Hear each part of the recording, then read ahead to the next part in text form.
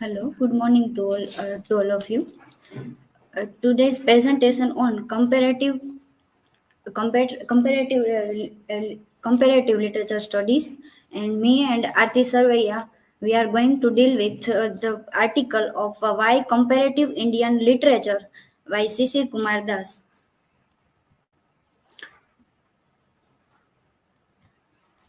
So, the comparative literature is a historical approach itself, is a world literature inserting Indian into comparative literature. This research investigates the role of comparative Indian literature in fostering a deeper understanding of historical and contemporary issues within the Indian subcontinent. Comparative Indian literature becomes a powerful tool for engaging with complex societal challenges and promoting inclusive narratives that reflect the plurality of Indian experience. Comparative Indian literature is the field of study that involves examining and comparing literary works from diverse linguistic, regional, and cultural traditions within India. So, these are the key arguments.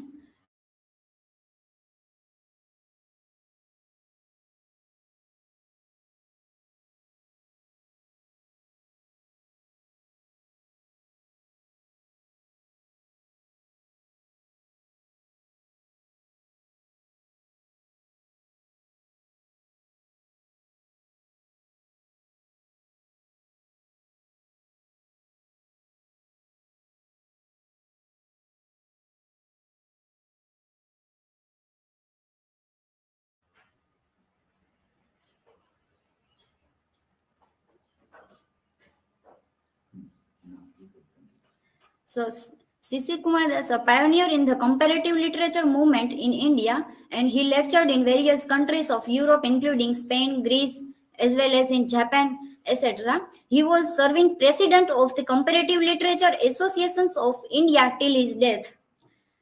His two-volume History of Indian Literature, covering the period from 18th 1956, published by Sahitya Akademi in 1991 and 1995 respectively, is considered a path-breaking work, being the first ever attempt to write and integrate history of literatures produced in various Indian languages. Various schools of comparative literature. Comparative literature came into the practice in the field of academia. Comparative literature means world literature. It breaks the idea of national literature. German schools. Johann Gottfried von Herder compiled on the influence of poetry on the customs of people, which collected the folk songs from other ethnic groups, including German, British, Spanish, French, Italian, and Greek, was the first anthology of world literature. German people focused on thematology. French schools did influence study, and French scholars have made significant contributions to literary theory and comparative literature, like structuralism and post-structuralism, which emerged from French intellectual traditions, have had a profound impact on literary studies. French schools gave so much importance to what happened with the author and who influenced. Earlier started as influence study, but later on they modified it, named as reception study. American schools of comparative literature. Comparative literature has its own connecting with everything around it. American schools of comparative literature makes it interdisciplinary, and Henry remarks focus on the concept of process, and French schools focus on product. American scholars have played a crucial role in shaping the field of comparative literature, particularly through interdisciplinary approaches and a focus on the diverse literary traditions. British schools. Matthew Arnold's touchstone method is comparative method of criticism. S.S. Prever was an Irish writer. He put the of idea of placing India in comparative literature. All Indian literatures came closer through the struggle for freedom, and the search for a new idea is also the search for a national identity. And through literature, Tagore's Vishwa Sahitya in his address in 1907, David Nemroj has brought about demands revisiting the concept of world literature after seeing Tagore's and Vishwa Manav. It's all the work of Indian literature. Can we say that comparative literature gives us a framework which we are lacking?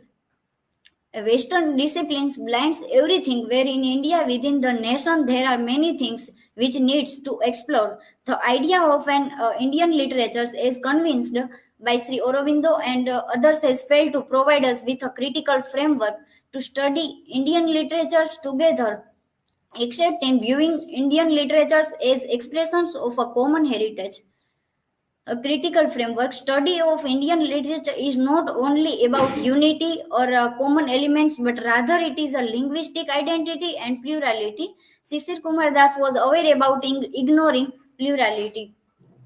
Uh, the quote is necessary to study Indian literary relations within a comparative framework, and the idea of Indian literature and comparative Indian literature have multilingualism and cultural diversity. Both are quite significant, and intersections between human and technology, and technology and human. Now I would like to call Aarti Sarvaiya for further presentation.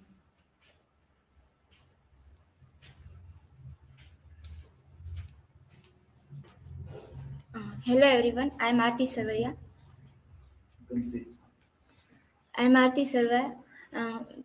In this presentation, I am going to deal with later part of this essay. So, why comparative Indian literature? Sisir Kumar Das is mentioned that why comparative Indian literature is there. So, if we see historically, the Western discourse. If we see historically, then the Western literature is mainly focuses on the Western writers is mainly focuses on the national different nations literature and different national literature, and Western writers also influenced by Western writers were mainly influenced by the Indian languages and cultures. For example, the writer Gatte, who is mostly influenced by the Sanskrit language, and he is most influenced by by the work of Kalidas, the Abhignan Shakuntala. In by this essay, he is by this essay, C.C. Kumar Das aims to tell that national and national national writers are nationality of Western writers are having some boundaries between some boundaries, like they are only things about their Western literature, and they are following some boundaries, and this by national and global things, he addresses he talks that parochial word for the narrow-mindedness of us Western writers. In India, we are having different cultures, different religion, different languages. So we are having different languages and culture in one nation. So we are multilingual, and we are having a cultural diversity. The idea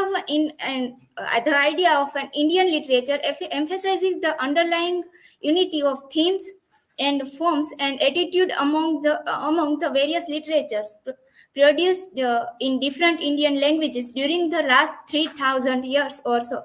This is partly a manifestation of Indian intellectuals and anxiousness to discover the essential thread of unity in our multilingual and multi-religious culture.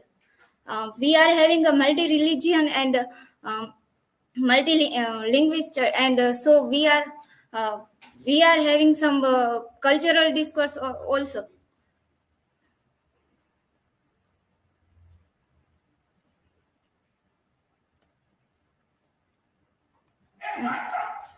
There are two groups of scholars. One is talking about comparative literature, and another is talking about the comparative Indian literature.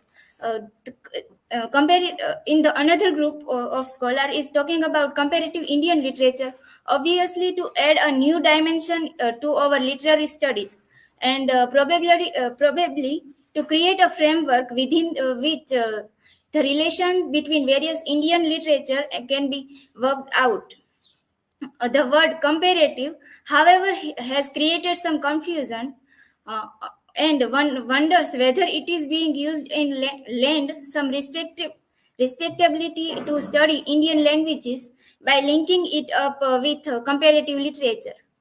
Still, a Western discipline, or indeed, or indicate a proper framework within which Indian literature can be studied.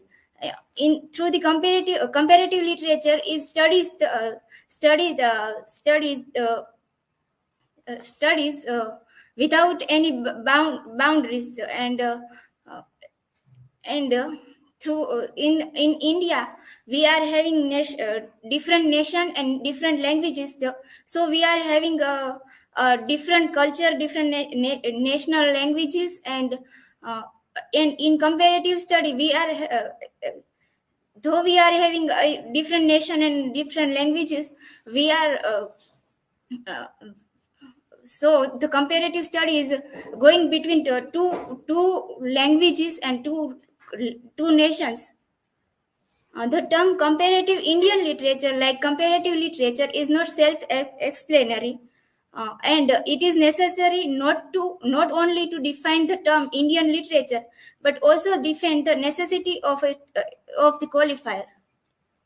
Comparative literature emerged as a new discipline to counteract the notion of autonomy of national literature. Its ultimate goal, though it is doubtful whether that can ever be archived, it is it to visualize the total literary activities of a man in single universe. Concept of world literature. The concept of literature is coined by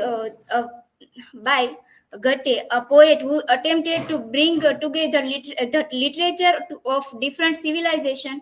Was also the first man in the history to speak about world literature. By world literature, he means the memorable works in all languages of the world, rather than assembling all the literatures. A comparist is hardly in position to exercise any aesthetic judgment uh, in choosing the best work in all languages of the world. His goal too is world literature, not in the sense of Goethe and Ravindranath has used it, but in the sense of all literary traditions. The comparatist knows that comparative literature is a method of investigation, while world literature, as Goethe, means that it is a body of valuable works. In a comparative study, we are having some questions in our mind, and we are go through the questions. So it is a investigatory process.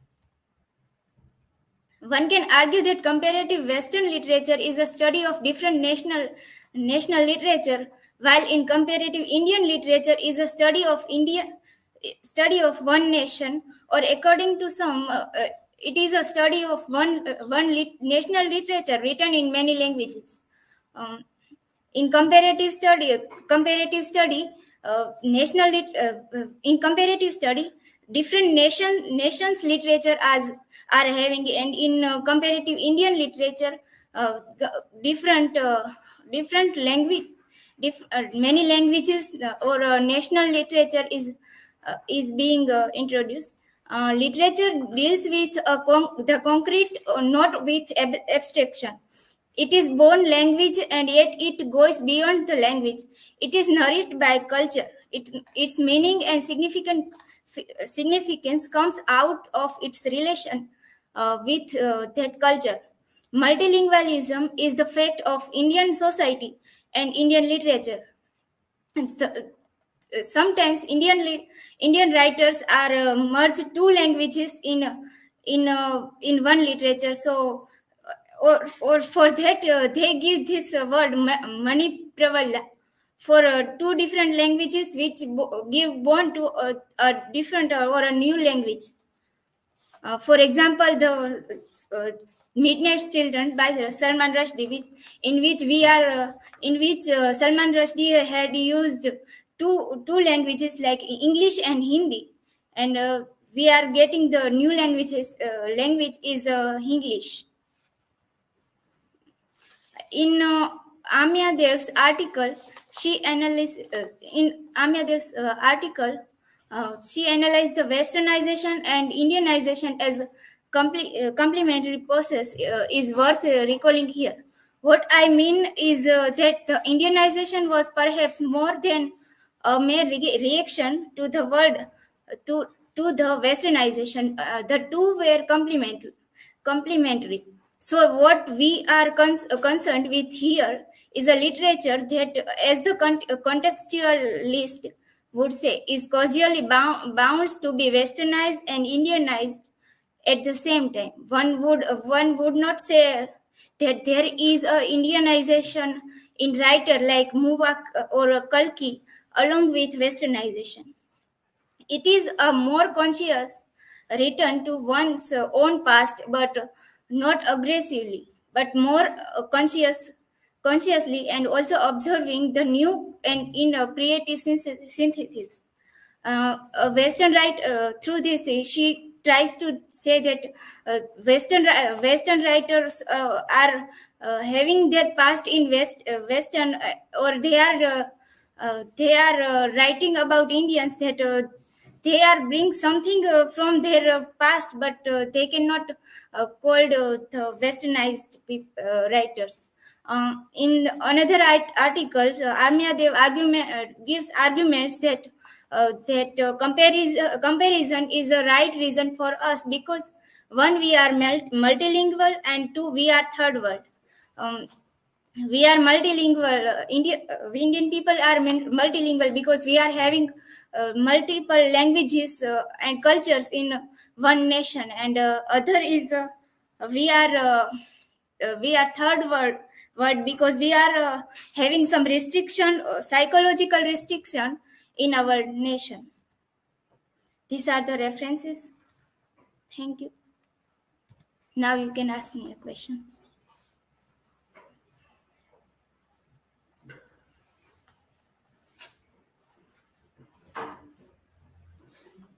Come here and ask. Who is asking? Mansi. Mansi. Various schools of Not you. Don't.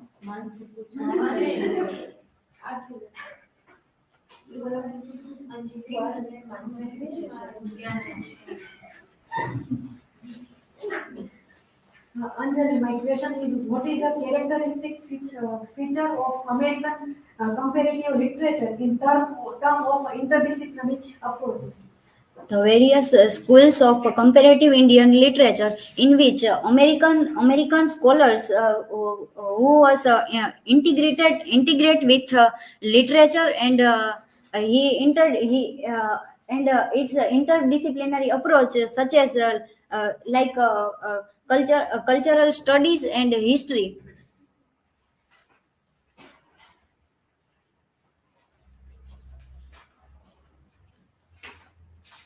Arti, what is the importance of comparative study in the Indian literature today?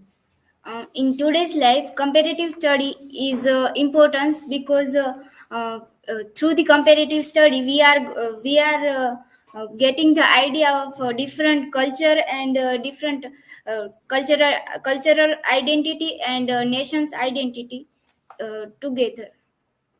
Thank you.